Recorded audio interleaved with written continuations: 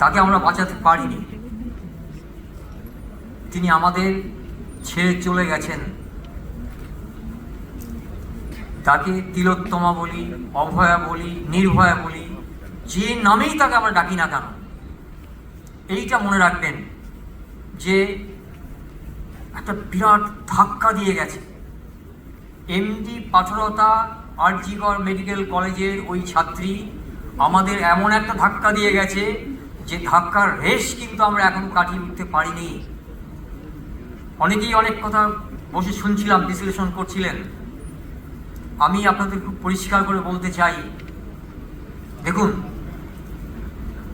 পুলিশের বদনাম আছে, পিডব্লিউডির বদনাম আছে, অনেক উইংয়ে বদনাম আছে, সরকারি ক্ষেত্রে, বেসরকারি ক্ষেত্রে।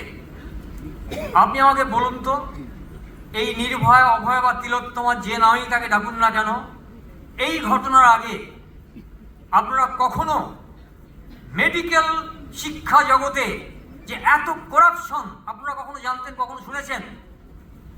কখনো শোনেননি।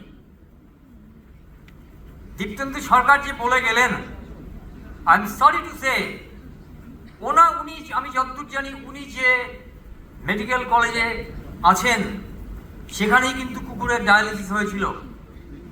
আমি জানি না উনি প্রতিবাদ করেছিলেন কি না, কিন্তু যে ভদ্র মহিলা প্রতিবাদ করেছিলেন তিনি আজ অব্দি নর্থ বেঙ্গল মেডিকেল কলেজে কিন্তু তাকে ধাক্কা দিয়ে ফেলে দেওয়া হয়েছে।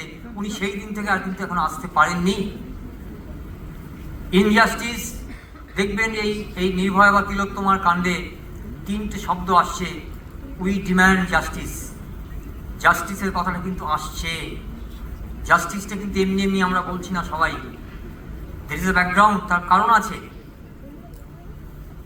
দেখুন, খুব খোলা মনে বলছি, ইনভেস্টিগেশনটা সাবজুডিস, বিচারাধীন, সব কিছু খুলে বলতে পারবো না, জানলেও বলতে পারবো না, কিন্তু এইটুকু আপনাদের বলছি যে মেয়েটি ধর্ষিতা হয়েছিলেন, মেয়েটি, তাকে খুন করা হয়েছিল। 36 ঘন্টা কঠিন পরিশ্রম করার পর সেমিনার কক্ষে তিনি যদি একটু বিশ্রামের জন্য সময় কাটান, পশুরা তাকে সেই সুযোগটাও কিন্তু দেয়নি।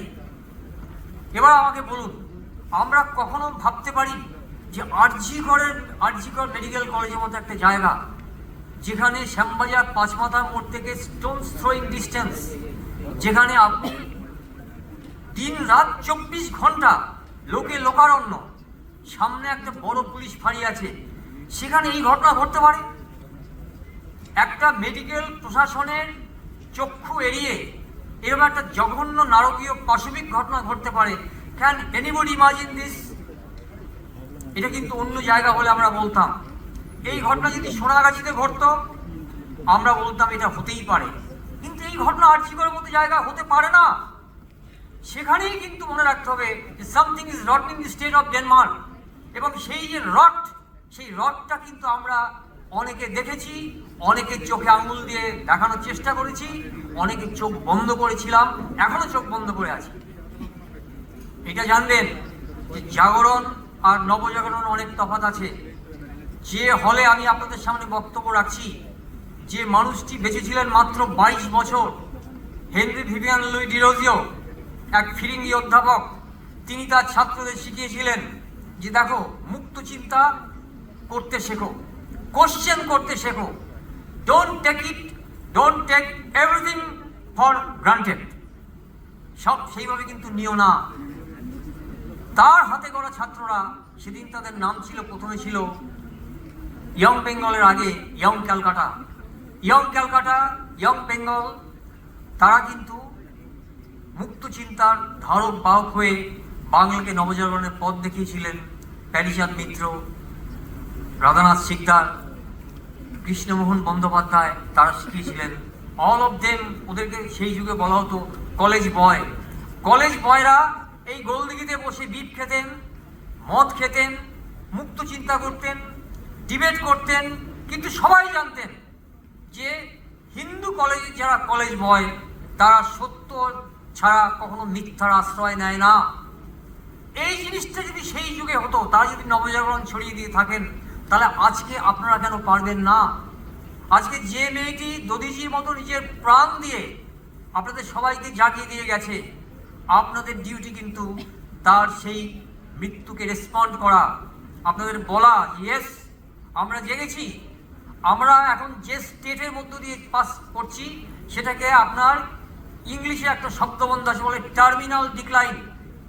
এই টার্মিনাল ডিক্লাইনের মধ্যে যে একটা মরিবান্ড ব্যাপারটা আছে, মৃতপ্রায় মৃতকল্প, সেই জায়গা থেকে একটা জীবন কাঠি দিয়ে একটা মৃত্যু জীবন কাঠি দিয়ে আমাদের কিন্তু জাগিয়ে দিয়ে গেছে। এবং সেই অবস্থাটা কিন্তু আমরা কল্পনাও করতে পারি না যে কি প্রচণ্ড ধাক্কা দিয়ে গেছে। আমার দীর্ঘদিনের পুলিশ ক্যারিয়ারে আমি অনেক মুভমেন্ট দেখেছি। আমি যখন পুলিশের চাকরি শুরু করেছিলাম, আমার এখনো মনে আছে প্রথম আমাদের যে ট্রেনিংটা নিতে হয়, I have to undergo at Naxalbari police station. Say Naxalbari police station যেটা ছিল আপনার একটা বলতে পারেন যে একটা আন্দোলনের ধাত্রীভূমি, যেখানে আমি কানু সান্যাল, জঙ্গল সাঁওতালদের কাছাকাছি দেখেছি, তাদের সঙ্গে অনেক বাক্য বিনিময় করেছি, অনেক এক্সচেঞ্জ অফ ভিউজ আমার করতে হয়েছে, তাদেরকে আমি দেখেছি।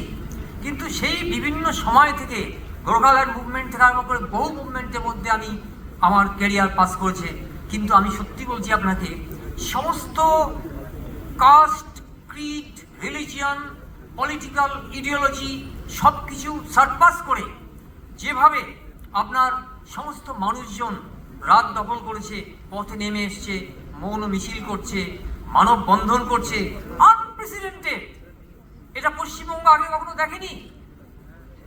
আমার বাড়ির পাশে যুব ভারতী স্টেডিয়াম, সেখানে আমি আমার ছাদ থেকে যখন দেখতে পাচ্ছি যে সেখানে মোহনবাগান, ইস্ট বেঙ্গল, মোহাম্মডান সাপোর্টারদের কোনো রকম ভেদাভেদ নেই, তারা একটা কথা বলছে উই ডিমান্ড জাস্টিস, তখনই কিন্তু বুঝতে হবে যে একটা মৃত্যু কিন্তু আমাদের সবাইকে নাড়িয়ে দিয়ে গেছে।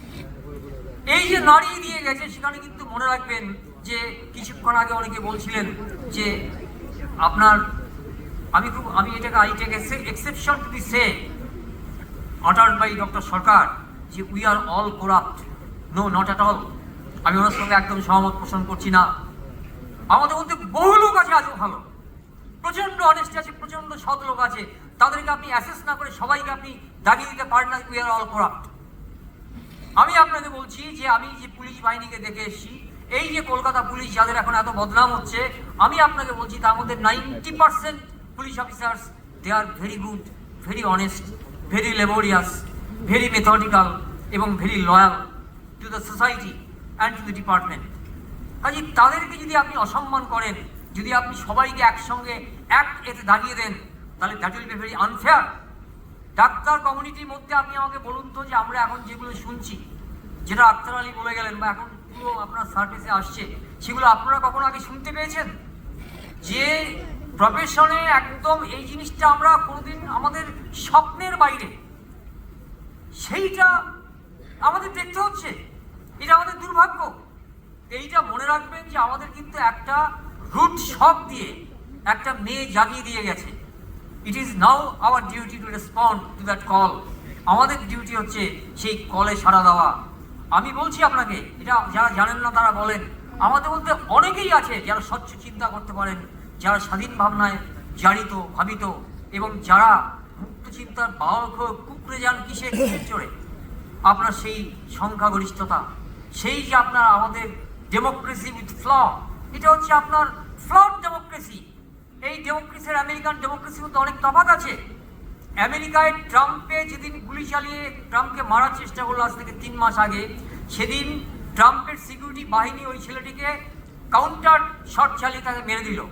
কিন্তু তার পরদিন যখন আমেরিকান কংগ্রেসে ওই সিকিউরিটি ইনচার্জকে হাজির করা হলো, ডাইরেক্টর সিকিউরিটিকে, কংগ্রেস তাকে গ্রিল করলো, গ্রিল করে একদম প্রকাশ্যে বলল, ma'am you resign, you tender resignation. That is democracy. ওখানে ডেমোক্রেসি আছে। আমাদের হচ্ছে ফ্লড ডেমোক্রেসি। এই ডেমোক্রেসি অনেক ত্রুটি আছে, সেই ত্রুটিটা আমরা কিন্তু মুক্ত করতে পারিনি। 100 জনের মধ্যে আপনি 40টা ভোট পেয়ে আপনি সংখ্যাগরিষ্ঠতার দাপট দেখাচ্ছেন, আপনি সবাইকে মানুষ বলে মনে করছেন না। এই সিস্টেমটা কিন্তু বদল করতে হবে। এই সিস্টেমটা একদিনে আসবে না। এই সিস্টেমের যে পরিবর্তন, সেটা কিন্তু ইট উইল টেক টাইম। কিন্তু এইটা বারবার বলছি, একটা ঘটনা কখনো কখনো বিরাট ধাক্কা দিয়ে যায়, সেই